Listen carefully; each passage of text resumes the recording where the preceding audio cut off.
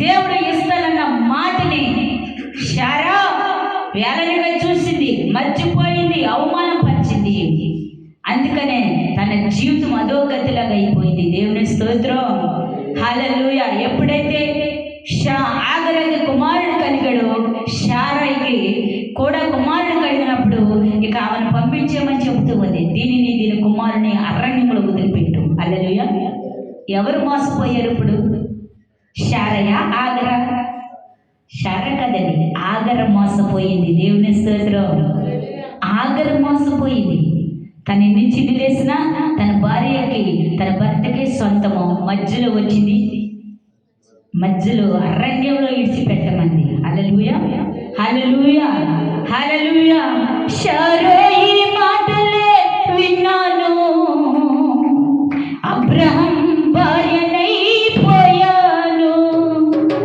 కన్న కొడుకు మరణము చూడలేక కళ్ళెళ్ళిపోతున్న తల్లిని నేను, అనాథ తల్లిని నేను, కళ్ళెళ్ళిపోతున్న తల్లిని నేను,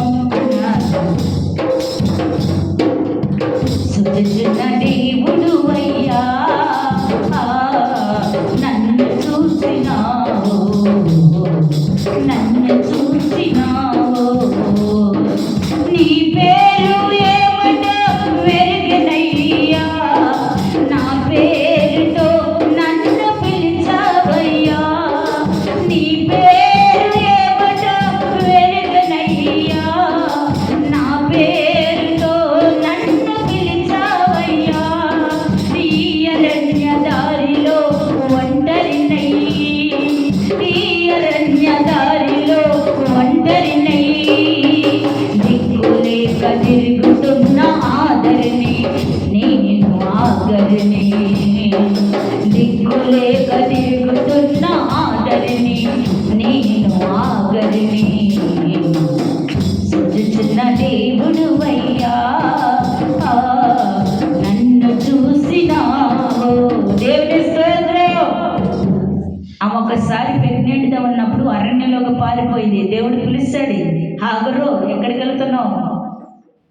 ఎక్కడికొకటి పారిపోతున్నావు, వద్దు, నువ్వు మరలా నీ కుమారుడికి జన్మించే వారికి అదే ప్రాంగణంలో ఉండు.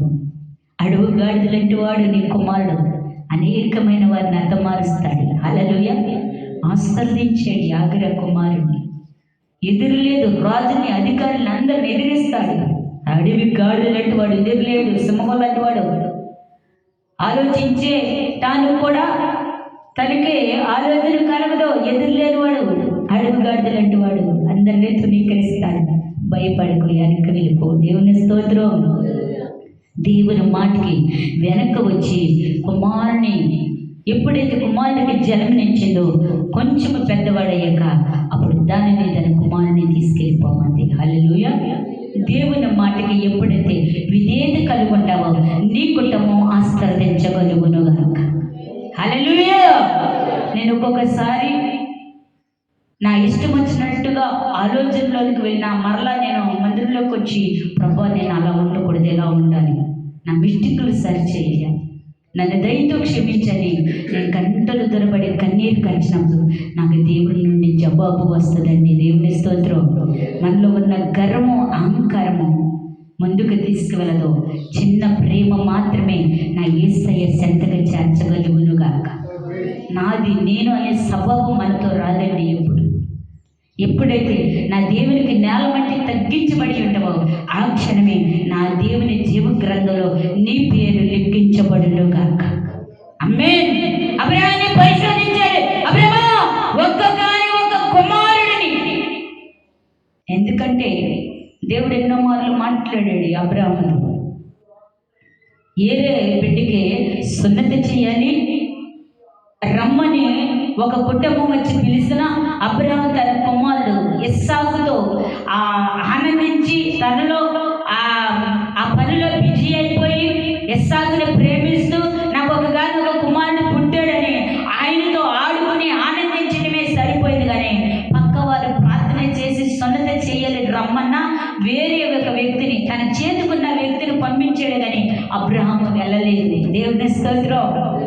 అబ్రహాము వెళ్ళలా, ఎందుకంటే తనకిచ్చిన కుమారుడితో ఆనందించాడు. కొంతమంది మన పిల్లల్ని చూసుకుని ముచ్చిపోతాం, అబ్బా లేక పుట్టాడని పనులన్నీ పక్కన పెడతాం. ఉపద్రవమే మన మీదకి వచ్చినా లెక్క చెయ్యం కదా, అవునా కదా?